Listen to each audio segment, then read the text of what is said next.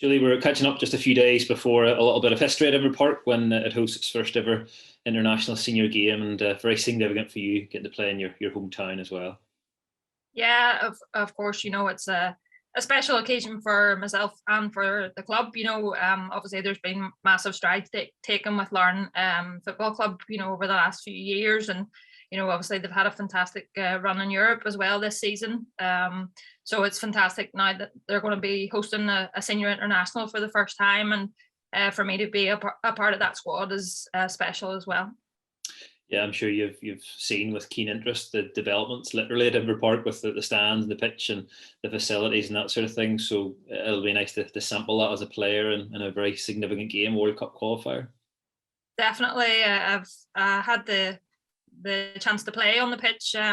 Us as a squad, we played a couple of times at Larne last year, and friendly games that we had in preparation for our European games. And we really loved the facility there, and obviously with the new stand now in place as well, we're hoping that can help to bring a big crowd to the game, and we can get a good following there to support us.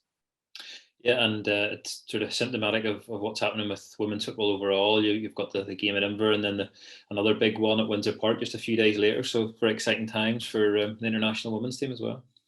Yeah, it's fantastic for us. Coming off the back of the European campaign, and obviously we've qualified for the Euros, but it so happens with COVID that the two competitions will overlap, which wouldn't normally be the case. So now we have to kind of put that to the side and to focus, on our World Cup qualifiers now.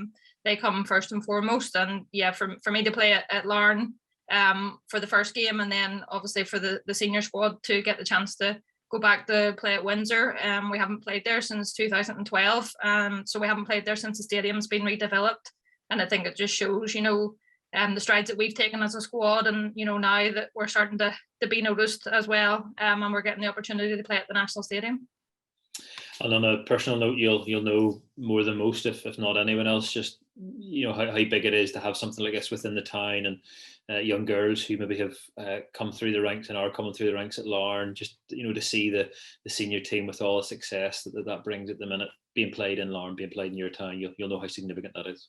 Yes, of course, and I'm aware. Obviously, Larne ladies have a very good youth structure now in place for the young girls as well as the boys setup, and it'll be fantastic for the young girls in Larne to have the opportunity to come and watch us play. Maybe they wouldn't travel outside of the town for one reason or another. So it's fantastic that they have that now on their doorstep. And from a personal point of view, I could probably have half a stand for all my family. Are obviously keen to come as well. So it'll be a great occasion for the town, and hopefully a successful one for us as well. I think I'm right in saying you've 115 caps now for Northern Ireland, certainly well over 100. But what sort of differences have there been since you made that first appearance for Northern Ireland? Yeah, it's 117. Not that I'm counting, but there's been massive strides that have obviously taken place in the women's game over the course of the last 5 years, never mind 10 or 15 years. I've been fortunate to be involved with the squad for the last 17 years, and it's night and day. People ask me about my debut, and to be honest, I don't really have a lot of memory of my debut because I have no pictures of it, I have no video evidence of it. It's making your international debut is obviously highly significant, but at that stage the squad was just newly reformed, and there wasn't a whole lot of hype or anything about it at that stage.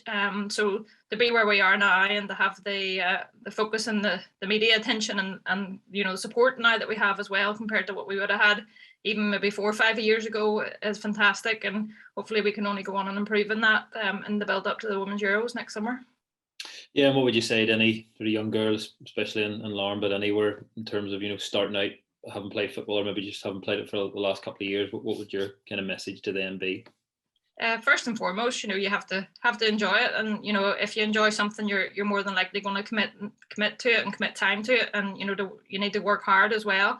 I always say, and people laugh at me, but I was never naturally the best footballer in the world, but I've got to where I am because of how hard I've worked. And generally you see a lot of younger players maybe that are the better players at that age group, they fall by the wayside because they don't have the right attitude. So work hard and make sure you enjoy it. Yeah, and bit of a homecoming for yourself, but obviously Kenny Shields is a former Lower manager as well. What's it been like to play under him? We've obviously seen great success and massive strides over the last couple of years, but how have you enjoyed playing under Kenny? Yeah, it's been brilliant. I was fortunate to be coached by Kenny many years ago, and then obviously he's been in charge with us now at the senior team for the last few years, and the team have made great strides. I think everybody can see that on the pitch, and we've changed the way we play now, and he's keen to play an attractive brand of football, and all the players have really adapted well to that, and we all really enjoy being part of that environment. We're all buzzing to get back in. To get playing here in the World Cup games again, because it's been a few months now since we've been able to get together. Yeah, and having those European Championships on the horizon, do you have to nearly park that, put it to one side, because there are such big games at stake? Obviously, these first two qualifiers in England isn't far away, but you have to set the Euros aside for a while. Yeah, of course. The Euros are next July, which is a long time away, and we've 6 games this side of Christmas coming up in our World Cup group, and we're fortunate to be at home for the first 2 here, so hopefully we can get 2 positive results under our belt, and then we have a massive challenge to go and play at Wembley in October, which is again just unbelievable. That we will be getting the opportunity to play at Wembley. Yeah, and do you maybe have to deal with other countries looking at you differently now? In terms of Luxembourg will come in and see a Northern Ireland team already qualified for the Euros, and be kind of fired up to play against yourselves. Of course, previously we would have been going into competitions as the underdogs, and we are still the 3rd ranked team in the group, so we have Austria and England above us, but we're expected to beat the teams below us now, and the Luxembourg, Latvia, and North Macedonia. That's 6 games that we're now expected to win, and it's a different challenge for us. But I'm sure it's one that Kenny will definitely have us prepared for, and he'll have us approach the game in the right manner. And just finally, anybody listening thinking about coming along to the game on Friday night in Inver Park, what would you say to them? I just encourage everybody to come along. I know you'll definitely enjoy it. There's many people have said to me after they watched our playoff finals there that they never watched women's football before, and how much they enjoyed the game. And I think you'll be pleasantly surprised if you've never watched a women's game before how good the standard will be. Yeah, absolutely.